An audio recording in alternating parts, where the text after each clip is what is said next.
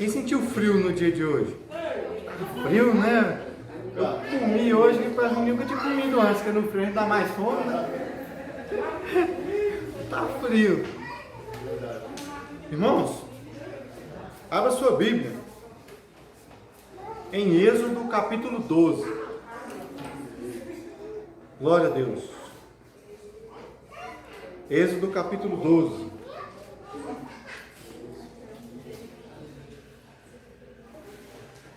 Quem achou diz amém. Amém.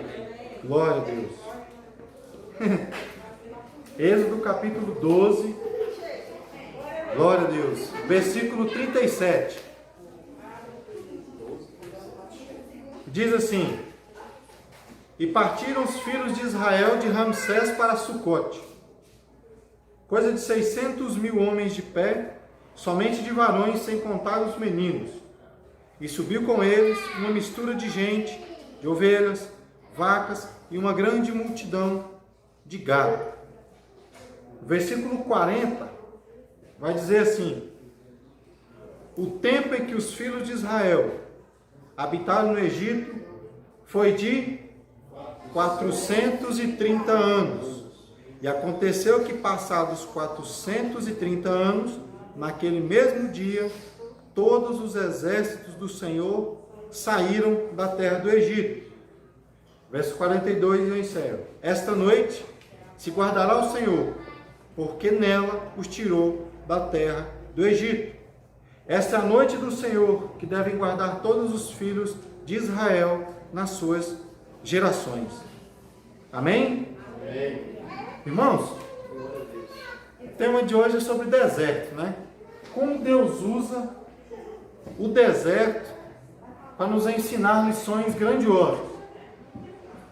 E eu confesso a vocês que o meu primeiro contato com esse título, esse nome, né, no meio evangélico foi de terror, né?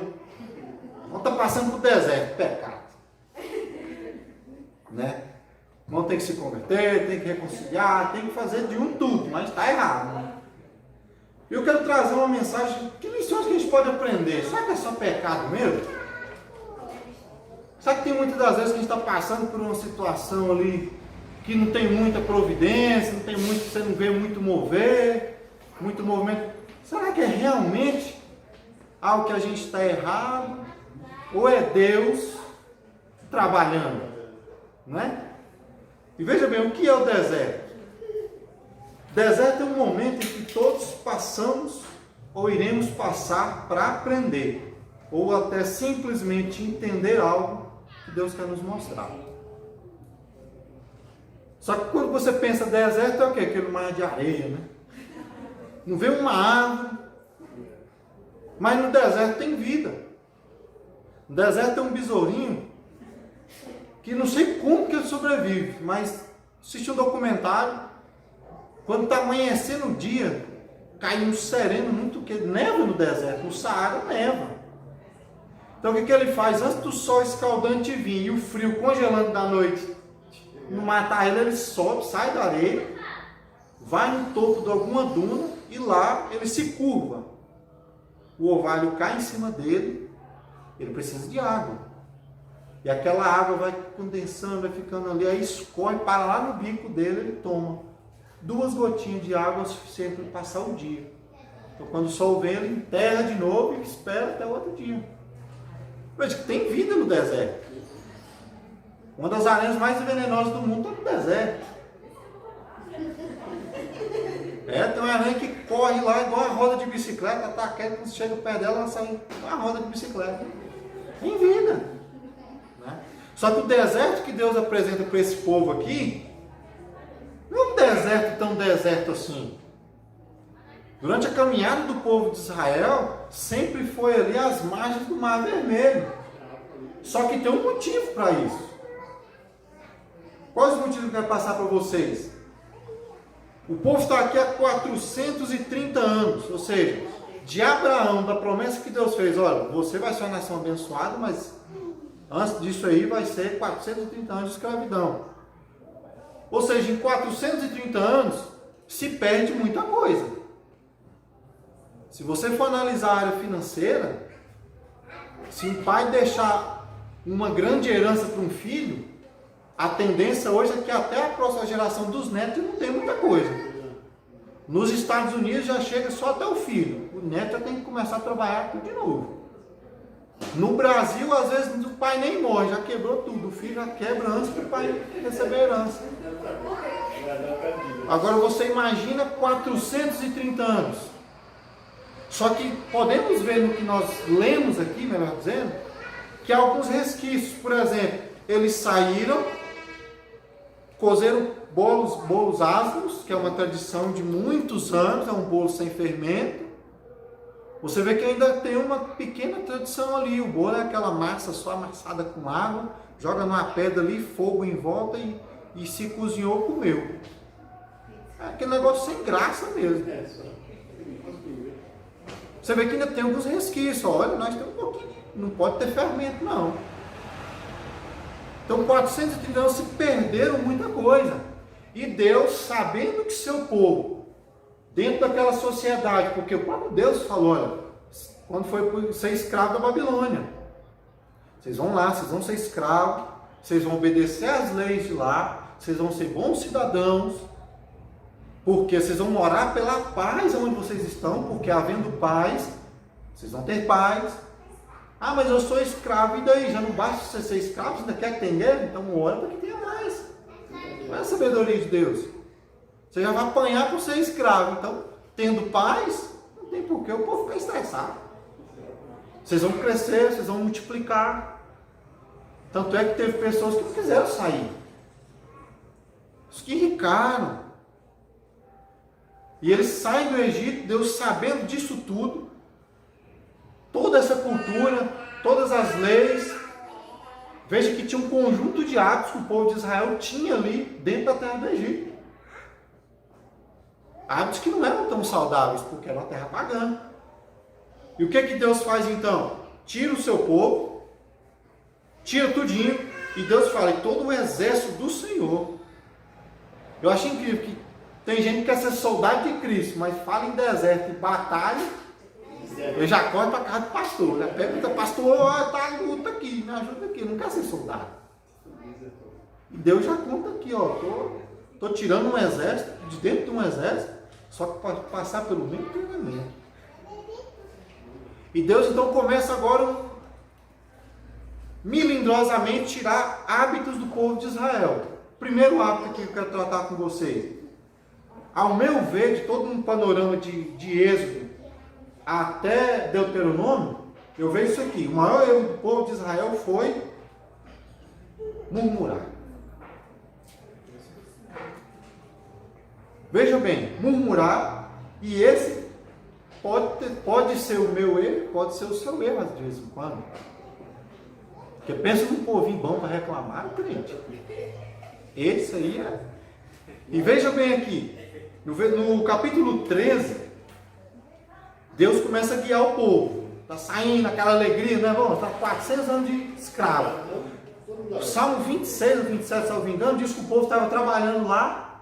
De repente chega um oficial e fala, olha, vocês estão livres. E o que o Salmo vai dizer? Nós ficamos como que sem ação, de tamanho que foi a surpresa. Nós ficamos atônitos. Por quê? Já estavam tão habituados a ser escravo, a trabalhar, a fazer tijolo, a arrumar palha, e se hoje você fabricava 100, amanhã você tinha que ter 150. Eles já estavam habituados à escravidão. E Deus te chamou para ser escravo do Egito, do mundo? Deus te chamou para ser escravo dos seus desejos carnais? Deus não te chamou para ser escravo. Deus te chamou para ser? E Paulo fala, de Cristo eu sou escravo, mas de Deus. No intuito de ser sério. Então eles não acreditou. Estão o quê? Não, estão livres, pode ir embora. Ah, não, pode ir embora, você está livre.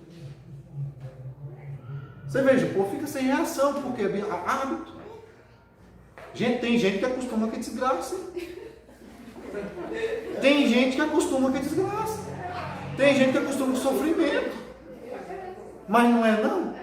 Você quer um exemplo? Quando o pai da gente ia bater na gente, você sabia onde ele ia bater, você já colocava, você já acostumava, vou bater aqui, eu vou apanhar, não apanho eles. Você aprende estratégia com medo de sofrimento. Deus está dizendo, não quero isso mais. eu quero tirar.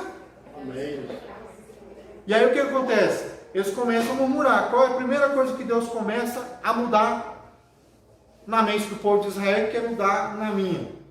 E eu falo que isso aqui na minha vida é novo. A mentalidade. Versículo 17 do capítulo 13.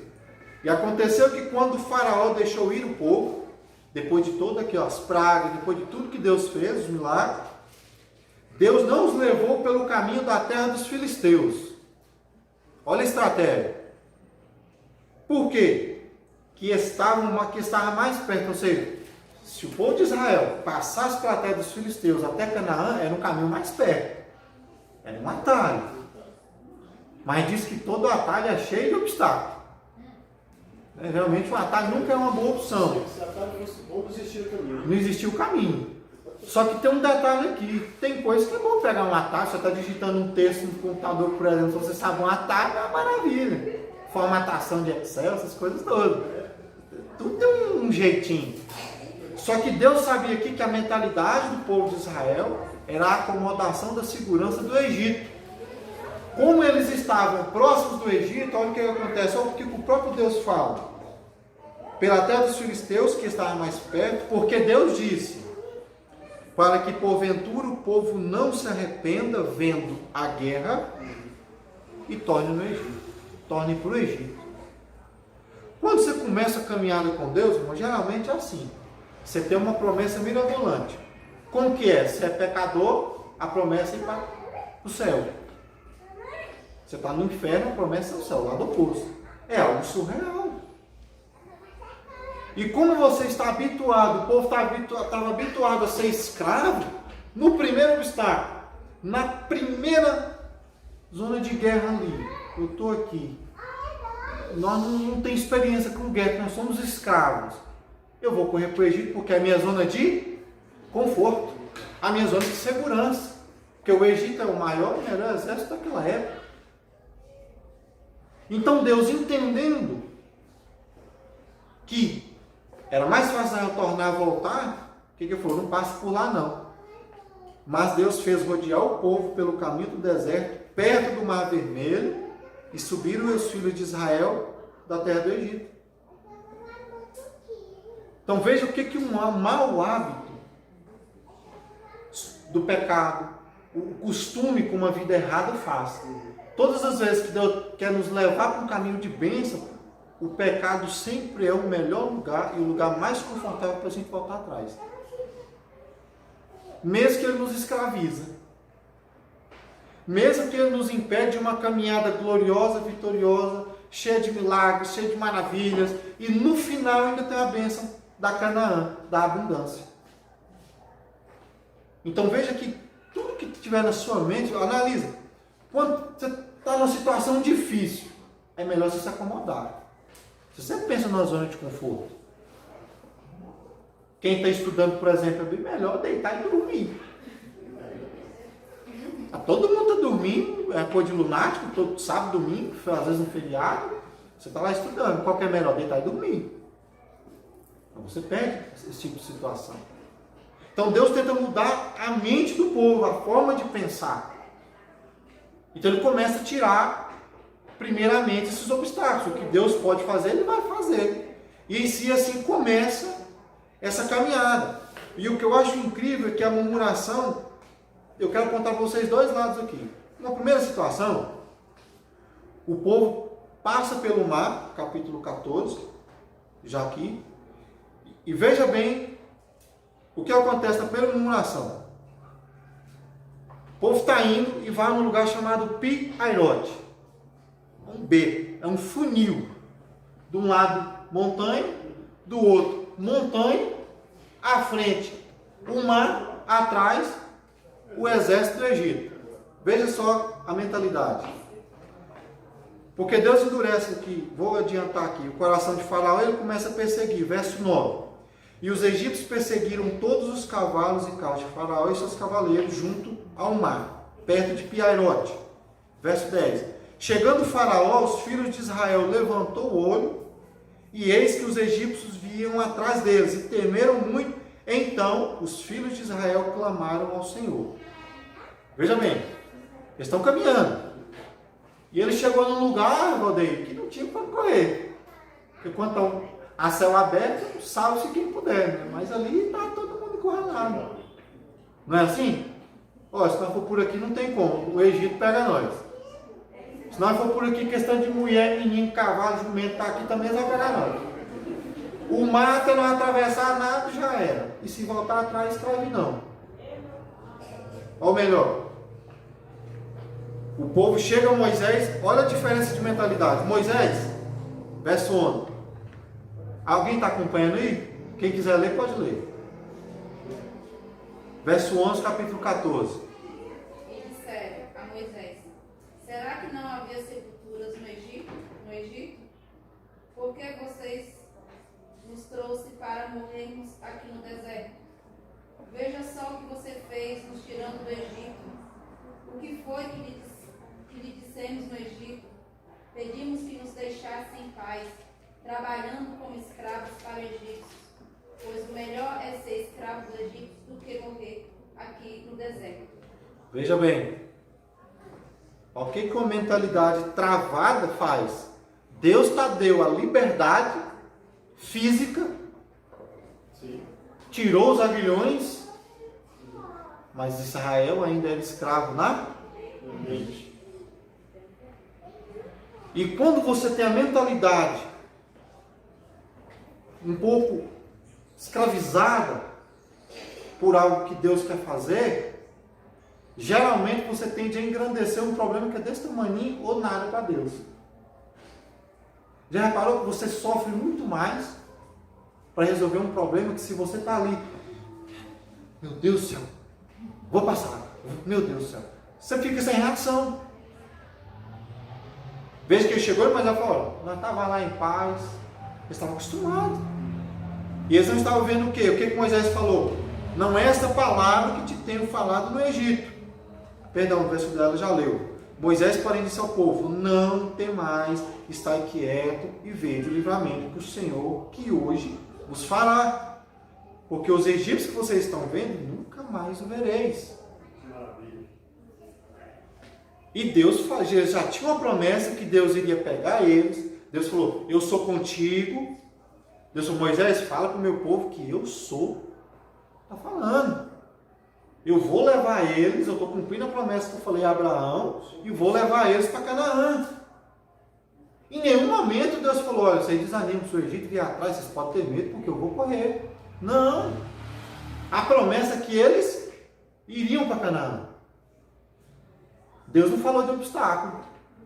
Sabe por que Deus não fala de obstáculo quando chama a gente para o Evangelho? Né? Porque sabe, você falou, aceita Jesus, você vai ser perseguido, você vai ser torturado, você vai ser chicoteado, você não pode falar palavrão, você não pode adulterar, você não pode fazer nada. Não pode pecar. Ia ter alguém na igreja? Não. Ele é filho de Deus, obrigado aí, mas estou confortável quando eu estou. Por que Deus não fala? Porque Ele quer moldar a nossa mente, a nossa capacidade de ver a grandeza de Deus, o poder de Deus em abrir aquele mar e fazer alguma coisa, do que ver a grandeza do Egito. Quando a sua mente está focada, muitas das vezes naquilo que não é a vontade de Deus, ou sai de uma promessa que Deus tem para você, você só vai engrandecer aquilo que te vai te escravidar, que é o pecado, que é as artimanhas do mundo. É uma teoria que o mundo está colocando, de tudo pode, tudo é amor, tudo é isso, tudo é aquilo. Você vai passar a ver o mundo na mesma grandeza que você está vendo Deus. E aqui não, colocaram o Egito maior do que Deus, porque esqueceram. O que não pensaram assim? Olha a diferença de mentalidade. O Egito está vendo, mas Deus prometeu, vamos sentar, vamos aquietar, que Deus vai dar um jeito. Nós estamos diante da promessa de Deus. O que eles fizeram? Olharam para trás aí, ó, tá vendo? Eles já começam a murmurar. Incredulidade. Então Deus começa a tratar aqui a incredulidade também, não é somente não, rapaz. A incredulidade está aqui. E Moisés falou: calma, Deus prometeu. Se você não passou por isso, meu irmão, pode ter certeza, você vai passar. Vai chegar um momento que vai ser só a promessa que Deus tem para a sua vida, Vai chegar um momento que é só o seu objetivo, você vai olhar para um lado, você não vai ver recurso, você vai olhar para o outro, vai ver recurso, e você vai olhar para trás, você vai, ó, eu posso desistir de tudo que eu fiz até aqui e voltar para aquela zona de conforto, ter uma vida fracassada, ter uma vida mediana, do que viver, seguir em frente pela fé e viver coisas maravilhosas que Deus já me prometeu. Amém. Só basta eu crer que Deus vai fazer alguma coisa. Amém. Não é mesmo? E o que acontece? O povo vai lá, passa no mar seco. E tem um detalhe importante aqui que eu não posso deixar de passar sobre mentalidade. A mentalidade tem que vir acompanhada da ação. Porque o povo clama Moisés vai lá, clama para Deus, e Deus fala o quê? Versículo 15. Por que você clama a mim? Você não é Deus diante do povo? Então abre o mar. Eu não falei que você é Deus diante do povo? Abre o mar. Fala ao povo, não é para parar de marchar. Que andem. Muitas das vezes, a nossa incredulidade e a nossa mentalidade, quando sai do projeto que Deus tem para a gente deixa de perseverar para frente. A gente para. A gente fica estagnado, sabe? Vamos esperar aqui, vamos esperar. Deus vai descer do céu, vai pegar um baldinho e vai secar aqui o mar, vai fazer alguma coisa. Não. Deus falou, Moisés, eu dei Canaã. Acreditar na minha promessa é com vocês. Marcha. E o que acontece quando Moisés toma uma atitude e o povo começa a marchar? As coisas começam a acontecer. Muitas das vezes você só precisa perseverar. As coisas começam a acontecer. Amém. Não é assim? Eu queria muito bem ter passado meu primeiro concurso, foi Câmara dos Deputados, 14 mil. Um colega meu passou, eu ganhei 19. Acho que até hoje eu não parei com meus cabelos ainda.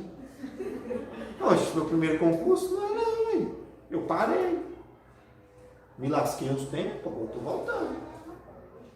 Você tem que aprender com os erros. Tem coisas que é só você perseverar.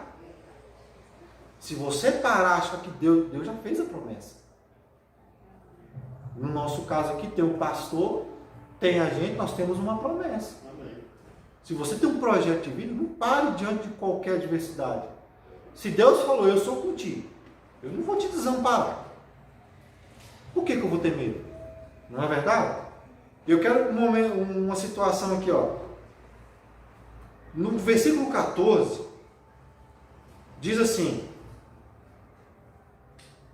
perdi aqui, versículo 19. E um anjo de Deus que ia diante do exército de Israel se retirou e ia atrás deles. Também a coluna da nuvem se retirou de diante deles e se pôs atrás. Ou seja, o que estava trazendo uma aflição para o povo de Israel?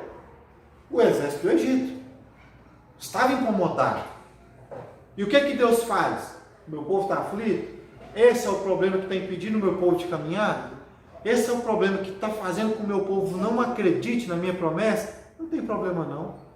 O anjo, você está na frente aí, dando proteção? Passa para trás, que o perigo agora não está na frente, está aí atrás. O perigo agora está atrás. Às vezes você está olhando na frente assim, nossa, não estou vendo. Deus está te protegendo de coisas lá de trás. Tanto é que nem os egípcios viam onde estava o povo de Israel, nem o povo de Israel via. Porque Deus não quer que você fique olhando muito tempo para o passado. Porque toda vez que você olhar para o passado, aí está nós. O passado sempre vai ser mais perigoso do que o futuro. O passado, olhando com os olhos de pequenez, de inferioridade, ele destrói a gente. Tanto é que é um conselho bíblico. Se tiver que olhar o passado, olhe para algum aprendizado. Paulo fala isso. Então, o que estava afligindo aquele povo, Deus tratou. Deus protegendo. Não andeis ansiosos com coisa alguma, porque Deus tem cuidado de vós. Colossenses diz isso. Essas coisas vão passar. E Deus está cuidando. O problema é os egípcios, vou tratar. O problema é ele que está afligindo a sua mente, que está fazendo você querer voltar para trás. Tá bom, vocês não vão ver eles mais. Agora só olha para frente. E o que acontece? O mar se abre. E qual é o segundo ponto que eu quero tratar com vocês aqui? O mar se abre, os egípcios morrem afogados, perecem no mar. E Deus diz, salvou Israel naquele dia das mãos dos egípcios. Israel viu os egípcios mortos na praia e viu Israel a grande mão que o Senhor mostrara aos egípcios. E temeu o povo ao Senhor e creu no Senhor e em Moisés, seu servo.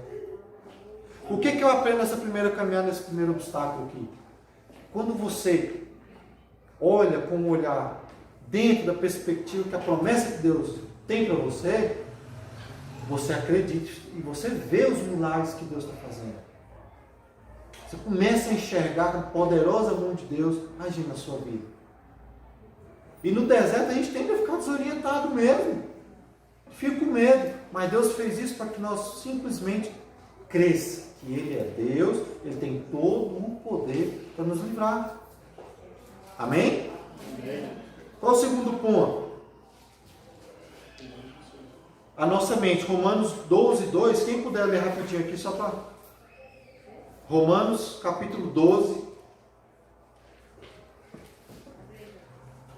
verso 2.